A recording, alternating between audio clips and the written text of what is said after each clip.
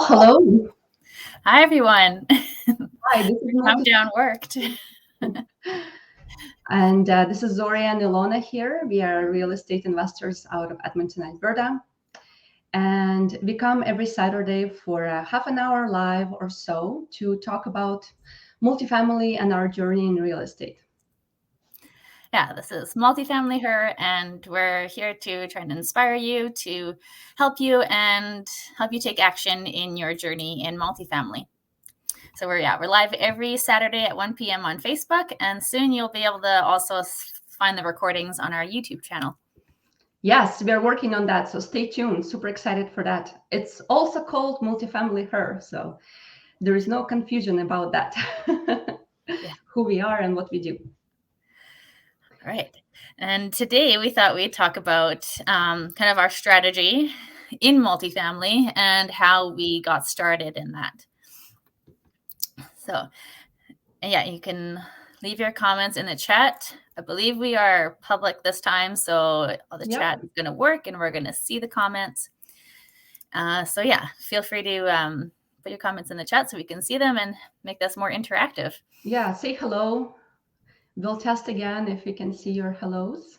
We made everything public, so this we should be able to see your comments this time around. Would be great to see who's watching us live. Might be a bit delayed. A little bit delayed, yeah. Actually, today we are talking about our strategy, which is multifamily, brand new, purpose-built, small multifamily buildings, and we'll be talking about why we picked it and why we are focusing on it. Yay! Hi, Mustafa. It's really good to see you here. Yeah, so maybe I'll chat. Maybe I'll talk about why I decided to jump into multifamily after investing for a little bit in single family space, and then Zore, maybe you can touch on how you decided to do this strategy. Hi, Sarah. Really good to see you here. So basically, for me, it was the roadmap that my mentor helped me create. And I was maybe a year and a half ago, I was part of the first cabin retreat that Wayne Hillier hosted. And as part of that cabin retreat, everybody who was there, attended there, we created our own roadmaps to financial freedom. And you basically, the premise of it is that you start with the end outcome that you want to achieve, and you decide how long that's going to take you to get there. And then you basically break it down by years, how much you have to make every year, passively or actively in real estate. And that you can even break that down to a month, quarter, a month, and then decide what you need to do every week to actually get to those outcomes. And then you analyze and that's what I did. I went through the exercise of analyzing my resources, which is the 3 resources: time, money, and knowledge. And I decided that for me to scale in real estate, I really need to be focusing on multifamily buildings. And because I still hold a full-time job and I have a small family, young family with 2 young children. So time is also of essence to me because I do want to spend time with my family and see my kids grow and be there for bedtime. I decided that, the purpose-built small multifamily buildings in Edmonton are a great way for me to start in multifamily because they're amazing cash flowing products. So they would be attractive to investors. They're really attractive to me. And that's basically how I started. But if you guys are interested in that, in that methodology of a roadmap, reach out to me and I can also connect you with the right people if you're interested in the cabin retreat. And we can go from there. Yeah. Zora, what about you? How did you decide on a small multifamily space? Yeah, good question. Yeah, I like how you explain that. And yeah, it's really good to look at your resources, your time, your experience and your money when you're kind of figuring out what strategy, because someone could start off with multifamily kind of like you have, but it's not necessarily the right choice for everybody. We did not start off with multifamily. We definitely started off with single family. We always knew that, apartment buildings and bigger buildings would be something we would do in the future, but we didn't think it's something we could take on when we started. And so we started with single family homes, half duplexes, and then it really was in like 2018 that we were really had been in the recession in Alberta for a few years, and what we had bought just wasn't cash flowing anymore. Those single family homes just weren't working. They were just break even. Luckily, they were break even, so we were still doing well. We were getting the mortgage pay down, but we needed something that cash flowed better, and that was multiple units. We basically realized we had to have at least 2 units in a property for it to cash flow well. And that's when we started in our first kind of small multi-unit property. Because when we talk multifamily, that's like 5 or more units. But we first started just with multiple units. So we had kind of like 3 units in one building. We had a house with an in-law suite and then a garage suite in the back. And that's what we bought in 2019. It was a brand new build. And that was, it's still our best property. It's very good cash flow. It's bringing in like about $4,000 a month in total rent. So, and that's how we kind of started. And then at that point, we're like, okay, well, we knew we wanted to go bigger. And the question was, can we do this now or later? And we started off by getting educated a bit more on what's involved in going into bigger projects. And by doing that, we realized, we can do this now. We don't have to wait. We're kind of at the position, and we have our portfolio a certain size that we have a net worth that we can guarantee larger commercial loans. We had some of our own cash. We kind of had the experience behind us that we could then get into multifamily, although we didn't just jump into it either. So that's another thing I wanted to talk about, is kind of like once you do kind of decide that that's the strategy for you, whatever you like about it, how are you going to get started in that? And there's basically 3 ways to go about that. The first one is to just jump in and do it, and to just start taking action and start putting offers on buildings. Although that's not what I would recommend you do. Lots of people do.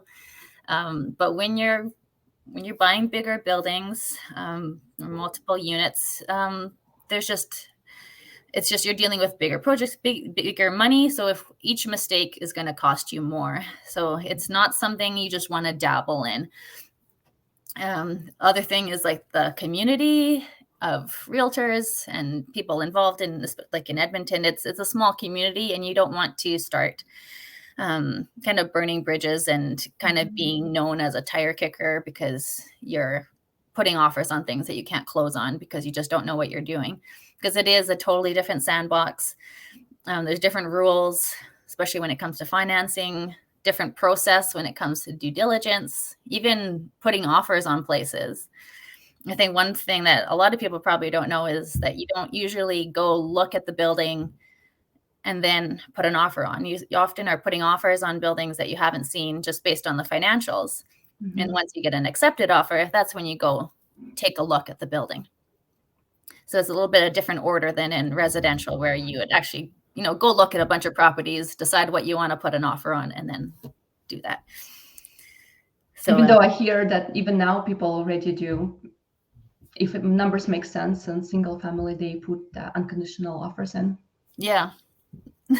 Also not. If it makes sense. I mean, if they're confident enough with the area and they know the complex, perhaps, and if it's a townhouse. Yeah. And as long as you have a condition period, so you can still get your deposit back if your due diligence doesn't work out, then that's okay to do. Yeah. And then, someone just asked, kind of relevant. Yeah. Do you think starting off with single family prepared you better for multifamily? Yeah, I'd say so. definitely. A lot of our experience helps us that, and it also gives you the confidence too. Yeah, that's what I was going to say. Yeah. Even like Like, the experience, sorry, experience of being a landlord, right? And talking to yeah, tenants and knowing how Residential Tenancy Act works and exactly. what tenants can do, what landlord can do, that gives a lot of confidence as well and experience. Yeah. So and you're just starting small. Not everything is brand new. Even though it's quite different, you still have a lot of experience. On like a financing standpoint, it's good to have a portfolio to build your net worth so that you can actually guarantee the loans for commercial. And also when you're getting commercial financing, they also want to see that you have experience. That's something they look at. They ask like what your experience is in real estate. And if you don't have much experience, it's going to be harder to get a loan. Yes, even though that's interesting, because often people say, and which is true, that in multifamily, it is the building that gets the mortgage. If the numbers make sense, it's business. Banks would happily be funding it. But also who is operating this business, who is operating this building also is really important in multifamily. So if you have that experience and you can show that you've operated successfully, even if it's single family properties for years, then it adds to your case of why this lender should give you so much money. Yeah. Because you're right. The building qualifies, like as far as like debt servicing, they look at whether the building can cover the mortgage payments, but they still look at you personally to guarantee the loan. So you still have to have that net worth. But they're not looking at your income as much. They're looking at your net worth. And typically you need at least 25% of the loan amount. So if you're looking for a $1 million loan, your net worth has to be at least $250,000. Yeah. So that's went off track a bit, but so the first way to basically get into multifamily is to just jump right in, which I don't recommend. Probably going to make expensive mistakes, but if you want to do that, I know people have. And some people do that, right? With proper education and enough confidence, you're able to pull it off. Like I think we know of a couple of people at least who've started with multifamily properties. Yeah. And I know that some people who have, like without very much education, just bought like, say, a 12 unit, and that was their education. They haven't made any money off of it, but it was a really, really good education. So if that's the way you prefer to learn, then that is an option. But the second way, quite expensive education too. Yeah, it's also expensive education. But the other way is to just kind of get a little bit more, I guess, formal, like education through a course, for example. So I've taken 2 different courses, and that really helped me learn the rules of multifamily and really gave me the confidence to go forward. And that's my preferred way of going about it. And probably because I am an engineer and I like kind of knowing what I'm getting into before jumping into something. I like to know all the details, and I could just learn and learn forever. That's another rabbit hole, right? Of continuous education and learning and never taking action. Yeah.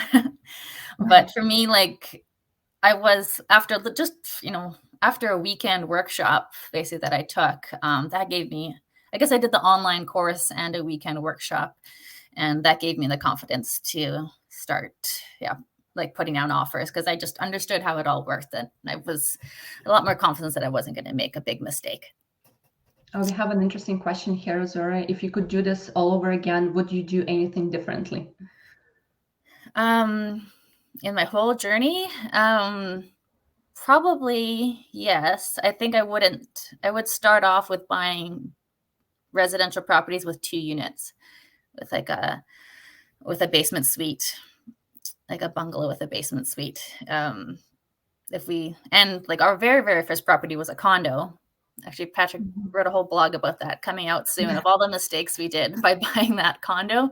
I probably wouldn't have bought that condo if we knew what we knew now.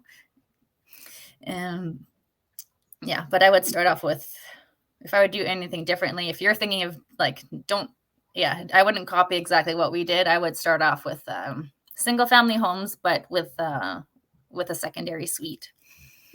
Make sure that it's legal, or you put a legal basement suite, or Yeah, or use you just the buy one that's existing, already legal suited, turnkey legal basement property. suite. Yeah, or with Yeah, a property with a garage suite.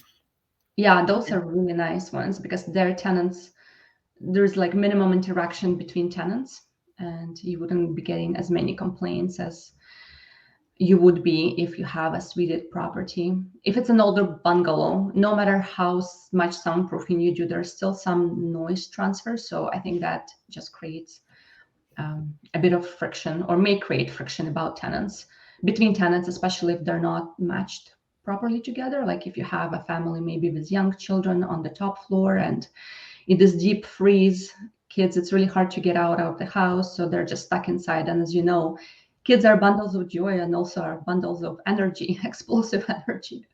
Yeah. So that could create some friction with the basement tenants. Yeah. For me, when I'm thinking about it, what would I do differently? I probably also wouldn't have bought my first condo property, which I still have, still haven't sold it, and I probably would have started investing more actively in real estate and taking more coaching a lot sooner than I have done to scale. Yeah, because it just lost time that you could be building equity in properties. Yeah, And we have that's another a good question. point. Yeah, another question here is, what kind of courses did you take for your education? You mentioned a couple of courses, Zoria. Did you want to mention any of the ones that you took? Sure. Yeah. I did training with Pierre-Paul Turgeon, a multifamily investing in Canada course, and I've been done training with Edna Keep as well on multifamily. And what we can do after this live chat, we can also put those courses in the comments in response to Naza, to your question here. Yeah, absolutely, we can do that. And Yeah, now going back to the 3 ways to get yeah. started, the last way is to basically partner with someone who's already doing it. So essentially, like, passively invest in somebody else's deal, or partner kind of as a partner with another working partner. And so it's also another really good way to get started, because you're mitigating your risk by not going at it alone. You're going with, buying something together with somebody who has the experience. And you can basically contribute. There's so many ways to structure it, but you basically contribute what you can. And if it's money, then that's great. Or if it's time. But yeah, the idea is that you partner with someone who's already doing it, and you buy a property together. And that way you can get really involved in it. You can really see what's going on with the whole purchase process and when operations, and you can just learn a lot that way. And yeah, you won't get as much like equity in the building, but it's just a really great way to get started. I know that's how a lot of people, like in like much larger multifamily syndications, which syndication just means like a bunch of people coming together to buy a big building. A lot of people, before buying something like that on their own, they are just passive investors, just capital investors into projects like that, and they just learn from actually just being a part of a project. So another way. Which is a great way to substitute your formal education, right? Like if you're taking a course with a specialized instructor who specializes in multifamily buildings and has a track record of investing in multifamily properties, and is a full-time investor in multifamily space, and has a great reputation, which is important. You can substitute that knowledge, that theory that you gained, and build confidence by partnering with other people. Yeah, and seeing the process from A to Z, right? It's like participating in it, but almost like arm length approach. Yeah, where you're not fully in it. So yeah, you mean like it supplements the courses you may take. Yeah, exactly. And it's just a lot less stressful. And you can see how the theory that you gained plays out in practice. Yeah. Even on the single family side, that's probably another thing that going back, what I probably would have done differently is just on our very first rental, just done one, just partnered with somebody. So I could see how it's all done and see their systems, see how they put a joint venture together, all the legal paperwork. It would have sped up the process a lot. Like it would have been like a huge shortcut instead of like several years kind of figuring that out on our own. Even though we had the education, we read the books, we still were figuring out a lot of it on our own. But when you're actually partnering with someone, they're usually like, you have to make sure you're partnering with the right person who's willing to share all of that. But if you do, then it's a great way to just shortcut your way. Yeah, because it's basically like hand holding, right? They're hand holding you through the entire process, which there's so much value in it that yeah, it's priceless, I think. Yeah. Yeah. So that's kind of like the three ways. You can jump in, you can get educated and then kind of jump in, or partner with somebody kind of as a passive investor or a joint venture partner. Yeah, you know what I wanted to emphasize though, guys, like even though we are investing in multifamily, and for me this is my first multifamily project. Zori has done quite a bit of hers, and I'm partnering with her on this, our first 8-plex together. Who knows, maybe there will be more later on, but this is our first. And what I wanted to emphasize is that there are so many strategies in real estate that you don't have to pick multifamily. You know, if it's like it sounds scary or it sounds maybe for some reason it's not for you, and it's fine. There are so many strategies in multifamily that you can do. And again, I will go back strategies in real estate. Yeah, sorry, in real estate, yeah. And I want to go back to my point before that I mentioned that it depends on your resources, how much money you have, how much time you have and you can dedicate to this, and how much knowledge you have and what you're willing to invest, right, into this project or into your real estate investing career. So your strategy, the strategy that you pick will really will depend on the 3 resources that you have, and you might have only 1 resource out of 3, and that may dictate the strategy. And that could be a good way to start and build your network, establish relationships, get the knowledge, get the track record, get the experience needed to be confident, and also, like what Zoria was mentioning, build that credibility in the community that you are not a tire kicker, but you're an action taker. So that's really important. So because there are pros and cons to every strategy, and you can make money in any strategy in real estate as long as you stick with it. Yeah, that's true. Yeah. Yeah. You cannot like jump around to different strategies. Like, yeah, it's so true. Yeah. Like spend some time figuring out what strategy is the best. And then like, you just have to stick with it for several years, and then you'll see. And then you become like the expert in that strategy, and it just all starts coming together. And may I mention again, like a little bit more on this, is that there's no easy strategy. Yeah, that's a good point. Yeah, like whatever you pick, there are pros and there are cons. So you need to really figure out like what works for you and your lifestyle and where you want to end up and what kind of quality of life you want to maintain. Meanwhile, while you're building your, working towards your financial freedom. So that's, and I see that Nas is asking a question. Any advice regarding finding right partners? How did we find each other? Yeah, to that, I would say just networking and starting to talk to other investors. Like the more people you start getting to know in your area, you just start building those relationships, start learning what they're doing, and then you can start, and you can decide whether that might be a good fit to partner with that person or not. But yeah, I think it starts with networking. And then kind of those opportunities will come to you.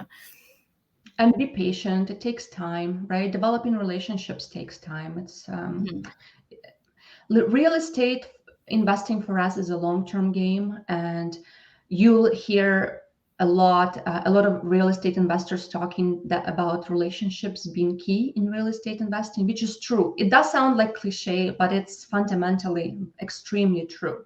Yeah. And what I would say about finding the right partners is that when you talk to the person, is there a spark? Do you click? Are you able to get into more deeper and meaningful conversations? Would you see yourself going for coffee with this person or having a dinner?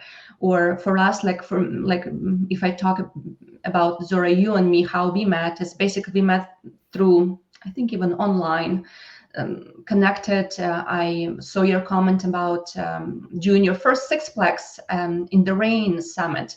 And then I registered for your webinar, and then we connected offline, just through. Actually, yeah, we connected online again through a Zoom meeting, but that's how that relationship started, and that was, I think, like 2 years ago or so, right? Or even more than that. Yeah. And then we kept in touch, and we were calling each other once in a while, and we started supporting each other, mostly Zora supporting me, which is I'm extremely appreciative of. And it's like being in the same situation, because I was inspired and really admire Zora. She's like a young mom. Her children are similar age to my children, so it's like a lot of parallels in there. And I was like, if she can do this, I can do this. Like she is doing this with younger kids, and her kids are a little bit younger than mine, but also 2 kids, and it's just finding that common ground. And yeah, it's a long-term game. It's like you're getting married to each other, right?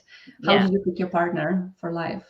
Yeah, no, that's so true. And so whether you're looking like to partner with like a more working partner, or you're the working partner and you're looking for a money partner, it's the same thing applies. Like you want to partner with people that you kind of have similar goals, similar timelines. You can see yourself going out for dinner together or having them over. Like you have to be able to, you can see yourself being friends, because ultimately if things come up, you want to make sure that you'll be able to work it out together. And that you have good communication, right? You're Yeah. able to like talk openly, respectfully, and have that conversation going where you don't like misinterpret text messages or having things unsaid, right? Where it's better to sometimes just pick up the phone and like chat it out. And yeah. Yeah, that's so important. And did we answer this question, where and how to start building networks? Yeah, I mean, what would you say, Zoria? I would say maybe even start with like a community, right? And as like, I don't know, we can connect offline and book a call or something, because I don't know if you already have any properties. There are communities in Edmonton, in Alberta, of landlords and investors who are extremely supportive of each other and are willing to help each other out. So I can give you pointers, or even have a conversation with you and see what kind of resources you have and how you want to start out, and give you pointers from there, and you can see if you want to take action. And it depends where you are, but like it really, now with COVID, it's actually easier than before to network, because it's all on Zoom. So you don't really have to go, even if you're not, say, in Edmonton, you can still come to, like, say, the Edmonton Real Estate Investors Association meetings, because they're online. That's another good place to start networking. But that's if you're, interested in investing in Edmonton. Wherever you are, I would find like your local real estate association or landlord association. Like in here, it's a little bit more for multifamily owners, but the Alberta Residential Landlord Association, ARLA, is another group. Mostly really, like, the members there mostly have a lot of doors. But yeah, there's also a lot of Facebook groups that you can start being a part of and being active in them, and you can start meeting people. And then the best is to just start, having Zoom calls or in-person meetings with people to start meeting them. And that's how you kind of start building your network. Yeah, exactly. Just take that step, and you'll be able to build a network. It's amazing how quickly you do it once you're in the right group, because people are willing to talk and reach out to each other. Yeah, a lot of people are willing to share their experiences and help you out and point you into the right direction. So yeah, thanks for all your questions. Naz, and everyone else. We covered a lot today. We did. What? We're already at 1:33. Yeah. And we barely got into the pros and cons. We didn't even get into that. So maybe we can talk about that. Yeah, I think next time we were going to get into the pros and cons of of new build versus older multifamily. That will be a good topic for next week. Yeah. Well, thanks so much, everybody, for joining and for your comments. Keep in touch. Let us know what you liked or what else you want us to cover. And if you want to reach out to us offline, let us know. We are always happy to hear from you, and because we want to tailor the content to your needs and interests. Yeah. Have a great weekend, everybody. Stay warm. Yeah, stay warm. Bye, everyone.